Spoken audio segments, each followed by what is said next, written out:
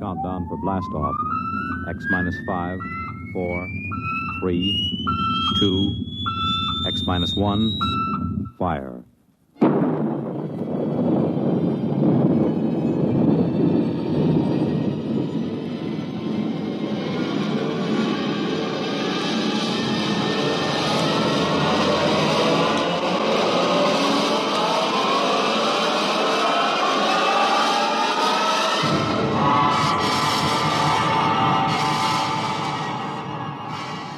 From the far horizons of the unknown come tales of new dimensions in time and space. These are stories of the future, adventures in which you'll live in a million could-be years on 1,000 maybe worlds. The National Broadcasting Company, in cooperation with Galaxy Science Fiction Magazine, presents X minus 1.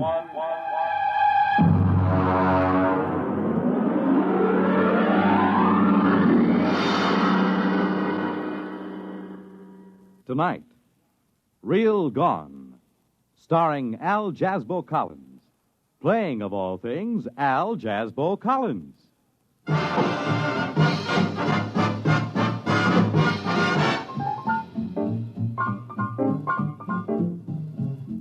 Oh, come in.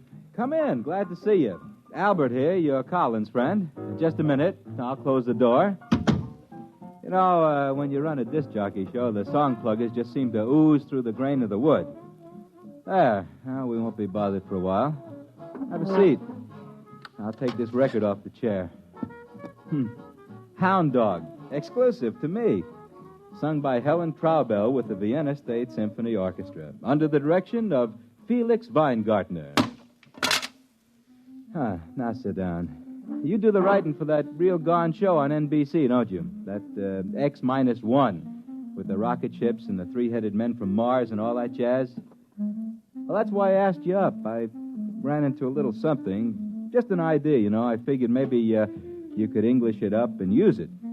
It's about a friend of mine, Ralph Therian. Did you ever hear of him? He's an artist. I don't mean records or a musician. I mean an artist, a sculptor.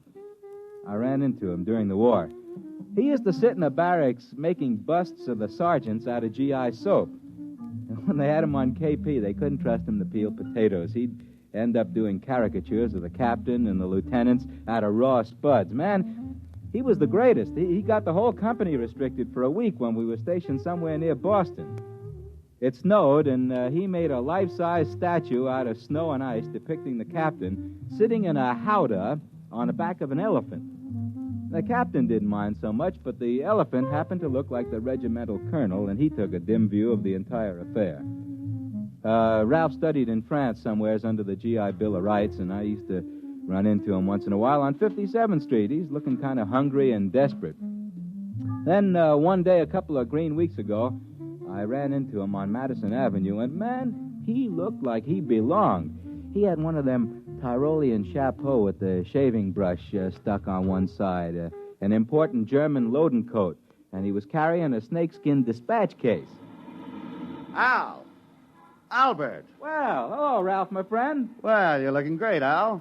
Hey, I like that beard. Thanks. Kind of gives your face the Mount Rushmore quality. It's generally admired, my friend, but what brings you over here on this street of dreams? I was under the impression an artist was immediately downgraded 3 degrees of integrity when he set foot on Madison Avenue. I was just up seeing a client. A client? You've given up the sculpting kick. Oh, no, I'm just working in a new medium. Well, you look real prosperous. How do you like the shoes? Oh, very dapper. Very dapper. I don't believe I've ever seen lizard skin huaraches before. Had them imported, made underwater by natives of Ecuador. Yeah. Takes about 3 hours to have them made, so they use about 12 natives per pair. Ralph, my friend, you give the general impression that you are loaded with loot. I am. There's money in art. Money. You just got to get something new. Here, wait a minute. Let me open my case. Here, Al. Take a look at this. What is that, an ice cube? Look inside. Now, man, that's real entrancing. What is it? That is a detailed copy of Rodin's The Kiss. Pretty sexy. How do you do it? Well, you see, I carve it from underneath the plastic block. Oh, it looks sort of solid to me. How do you get in? Well, look at the bottom. You see that little hole? Huh? I worked through there with my engraving instruments. Of course, this is just a sample. I've been doing originals mostly. What are the little cubes good for? Paperweights, I guess, huh? This is art, Albert, art. Do you know how much I get for one of these? Beats me. $5,000. Oh, that's a pretty stiff price for a paperweight. Well, you just don't understand, Al. This is the hottest thing since Picasso. I just sold 2 original compositions to Morgenstern. You know, the dealer from Philadelphia? For $25,000. 25? Wow. Uh-huh. Boy, I should have paid attention when Mama bought me that clay when I was a little boy. Well, it's about time the creative artist got a little bit of recognition. Recognition's not the point, man. At 25 G's, I wouldn't care if people walked past me in high noon. That's because you're not an artist. The money's secondary. Money is never secondary. Money is the primariest thing there is. Al, would you be interested in a fine original composition? Well, I'll make a special price for you, Albert. $4,000.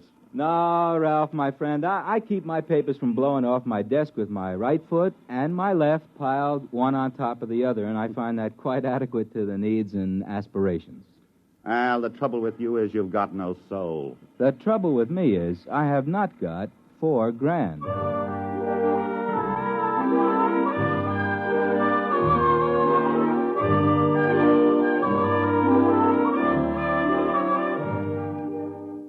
This sort of thing is happening to me all the time. For example, I have a barber who plays unaccompanied Bach chaconnes with a 1/4-inch drill and a length of steel pipe. I figured Ralph Therian was stringing me until I ran into Vladimir Osepsky. Now, Vladi is one of these men who leads a double life. He composes concerti and avant-garde operas under his Square moniker, but he's better known in the Brill Building as Larry Oss. He got in on the ground floor of this rock and roll affair, and he took an already substantial fortune and ran it up to a fantastic munificence. Larry has money he hasn't even folded yet, and he collects art. I was up at his house one night discussing such things as Tin Roof Blues and Wozzeck by Albin Berg, and Larry got around to showing me his collection. Now, this is Picasso. Larry, that's what I call cool brushwork, my man. Cool. I homed it next to the Tintoretto for contrast. Well, this stuff runs into a pile of loot. Well, I figure since I've launched rock and roll on an unsuspecting public, the least I can do is collect old masters and leave them to the nation when I die. It figures. I mean, that figures. Here's my latest. Look, isn't it beautiful? You mean this hunk of plastic? Well, yes. Look into it. That design, that composition, the delicacy of that line. Well, this is the most exciting discovery in art since the invention of red paint. Larry, was this piece of Jim Crackery executed by one Ralph Therian? That's right. You know him? Mm-hmm. Remarkable talent. Remarkable. A genius. And how much did this stroke of genius cost you, if you don't mind my mentioning a crude thing like money? Not at all. Not at all. It was a steal. I got it from Morgenstern. Oh, I outfoxed him. I got it from him for only $30,000. Yeah, you outfoxed him, all right. Tell me something, Larry. What makes this worth $30,000? Albert, what makes a Stradivarius worth $30,000 and a fiddle played on the street by a beggar $3, huh? You mean his stuff is that good? It's art, Albert. This is art. This is genius. To work with such delicacy and such control and such genius in so small a space. You see, that's it. This plastic block is how long? About 2 inches? And yet within this 2 inches is the majesty, the feeling of a sculpture 20, 30 feet high. This is an art which has not been known in the world since the painters of miniatures in the late Renaissance. Why, then it's for real. For real. This is the gem of my collection. The Picasso, the Renoir, the Cézanne will, in time, fade into insignificance. This is a new art form. Brilliant. Brilliant. And now let me play a new record we're putting out. It's called I Love You, Baby, 'Cause Your Lower Lip Drags on the Ground. A real cool you-bangy beat.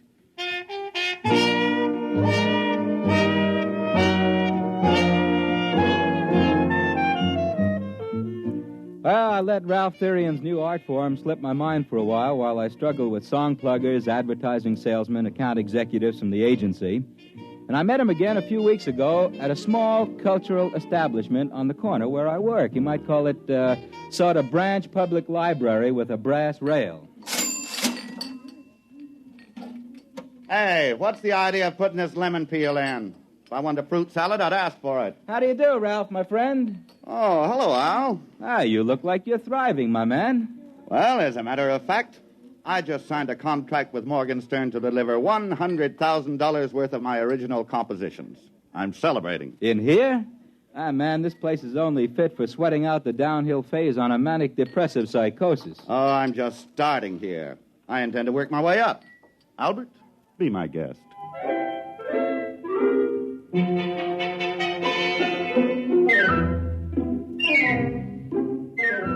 Well, I just had a difficult morning with the station manager who has an illusion in his little ricky-ticky mind that my program is the answer to Lawrence Welk and Guy Lombardo. He'd been trying to convince me to program 2 solid hours of Wayne King, relieved by vocals by Frank Crummett and Julia Sanderson. I had resisted, and I was in the mood for eating the lotus and forgetting. Several hours later, Ralph was feeling very confidential. Albert, my friend, I like you. Why don't you shave? Ralph, love me, love my beard. I will try. Albert, you have the look of an Abraham Lincoln gone hog wild among the cream puffs. Ralph, you have an artist's soul. Albert, I trust you, I trust you, I trust you. I am touched. And so, Albert, I'm going to take you to my studio. My secret studio. And I will reciprocate, my friend. Tomorrow, when I am doing my disc show, you may come to my secret studio. With the esteem that my program is held in today, tomorrow I'll be doing my broadcast from a small hole with a round iron top and plenty of running water below. What time is it? It's something. I'm late. Hurry.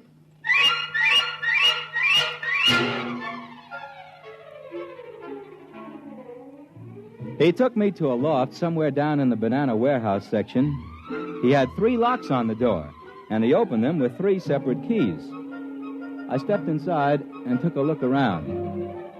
The loft stretched a whole city block. The only thing that kept the New York Rangers from using it as a practice rink was the lack of ice. It was empty, except in one corner of the room there was a mess of machinery. Looked as if someone had eviscerated a television set and left it to die of shock. There was a weaselly-looking little man in a shiny blue suit standing in the middle of the floor tapping his foot. Syrian, I've been waiting for half an hour. Where have you been? Now, take it easy, Burson. Take it easy. Plenty of time. I've told you the active life of the catalyst is only... Who's this? This is my friend Al. Al Collins. Well, who is he? And what is he doing here? I've told you we must have no one here. Now, he's my friend. I trust him. Oh, I suppose you've told him all about it. Yes, I have. Have you got the stuff? Certainly I have. 3 ampules, but it won't last. You've got to hurry. Roll up your sleeves. Oh, now, just a minute, both of you gentlemen. If I've been brought down here to witness the inoculation of a little happy juice into somebody's arm, I'm leaving. I have no desire to tangle with the Federal Narcotics Bureau. Now, Albert, do I look like I'm taking narcotics? I wouldn't swear to it. You don't understand. In those little glass bottles is a secret of $100,000. And I'm going to show you how I do it. First, we take a plastic cube out of my pocket. So. We put it down on the grid in the middle of the floor. So. Now, if you will kindly step to the outside of the white line painted on the floor. Back there. Go ahead. Now, Mr. Burson, we'll turn on the machinery. Now, I take this vial of catalyst, thus, and pour it over the plastic block. So. Now, we wait.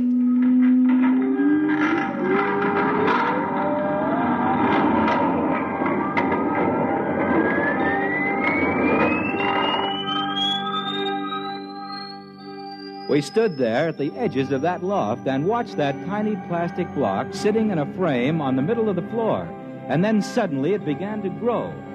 In about 20 minutes, that cute little plastic block stood about 20 feet on its side. It almost touched the skylight, and there was about a foot of clearance on each wall. See, the long organic chain of molecules in the plastic is infinitely expandable under the right conditions. Is that a fact? By applying the right voltages in series, we can expand the cube to about this size. But there's an outside limit due to the cohesive charge on the molecules. Oh, naturally, of course. Those molecules do stick together. Well, it's the catalyst that does it. And I make that. I make the catalyst. Do you hear that, Therian? I make it. Now calm down, Burson. Without me, you just have a great big blob of plastic. I'm the one who turns it into money. You see, Albert, a cube this big is as soft as putty inside. Now, I take my pneumatic drill and I make a hole in the bottom. And then my tools, and I start to carve my pretty sculptures inside. Therian, I'm warning you. I won't take this kind of treatment for long. Now calm down, Burson. You're getting your 10% cut. 10%? 10%? Why, before I brought you this process, the only artwork you could get people to look at was mustaches on subway advertisements. Burson, that is the typical wailing of the non-creative technician. Envy, pure envy for genius. Now look out. I'm going under there and start work. I want 50%, Therian. 50%. That's only fair, isn't it? I put it to you, Mr. Collins. Just keep me out of it, gentlemen. Leave me out of it. I'm warning you, Therian. I'm warning you. Just get out of my way, grease monkey. Let an artist work.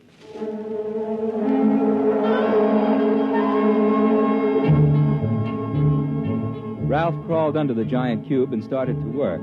I could see what he was drawing, a collection of lovely ladies, something like the closing number at the Union City Burlesque. Didn't look very good. The lines were kind of thick and muddy, had a kind of a soft and sloppy quality to it, just about as if you were carving in butter. Took him about an hour, and then he crawled out. Just about in time.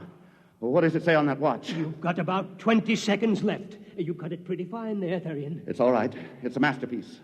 Wait a minute. Okay, now. There she goes.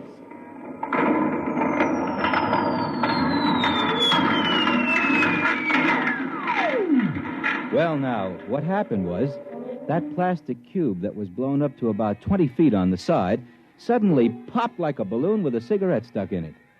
And what ended up was that tiny little 2-inch cube sitting in the middle of the floor. Ralph picked it up and brought it over. Look at it. Beautiful. Beautiful. The work of genius. The work of science. Makes a real nice paperweight. Albert, my friend, what you have just seen was the creation of a $20,000 masterpiece. Take a good look. I did take a good look.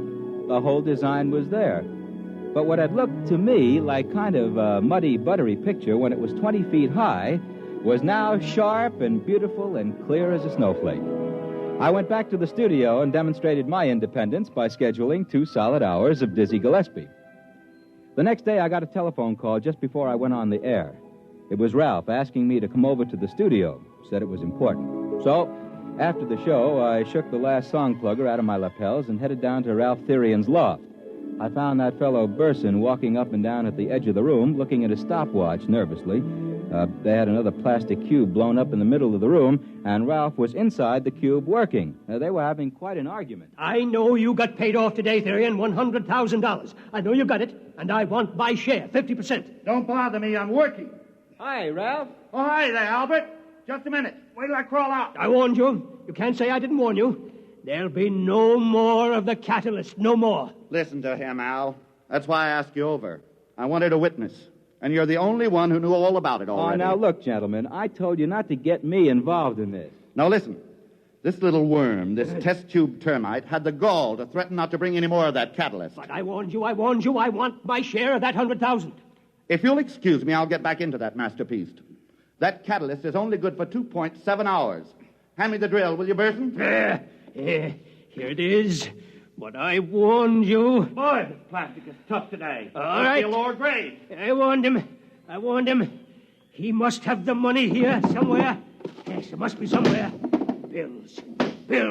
Your check stubs. What are you doing over there, Burson? Looking. Just looking. Well, if you're looking for that $100,000, you can stop. I've got it right here in my pocket. Now, don't bother me while I finish work. What? Therian, come out of there. Come out. I've got to finish just a little more. Come out, you don't understand. Come out. Get out of my way, Mr. Collins. With pleasure. Therian, hand me that money. Quick. Get out of my way, Burson. I'm working. But listen, you don't understand. The catalyst. Let go of me. The catalyst. I made it up half strength. Give me that money. Quick, the money.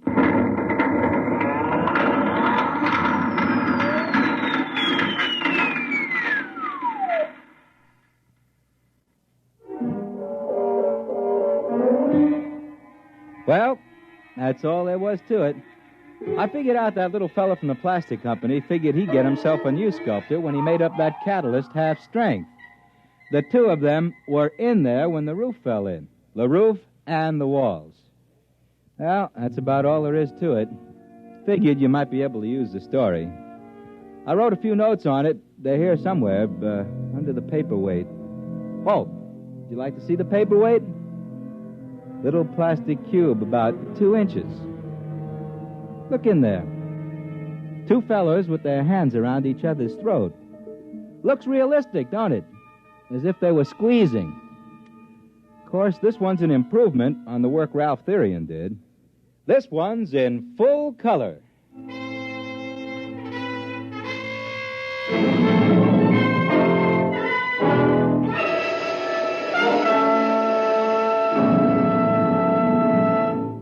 You have just heard X-1, presented by the National Broadcasting Company in cooperation with Galaxy Science Fiction Magazine, which this month features The Victim from Space. A time to sow, a time to reap, a time to live. All the Agathians agreed with this, but not when it came to a time to die. Galaxy Magazine, on your newsstand today. Tonight, X-1 has brought you Real Gone by Ernest Kenoy, based on an idea by Al Jasbo Collins and starring Al Jasbo Collins as himself. Featured in our cast were John Barragray as the late sculptor Ralph Therian, John McGovern as his equally late scientific collaborator, and Harold Huber as the fabulous Larry Oss. This is Fred Collins. X-1 was directed by Kenneth McGregor and is an NBC Radio Network production.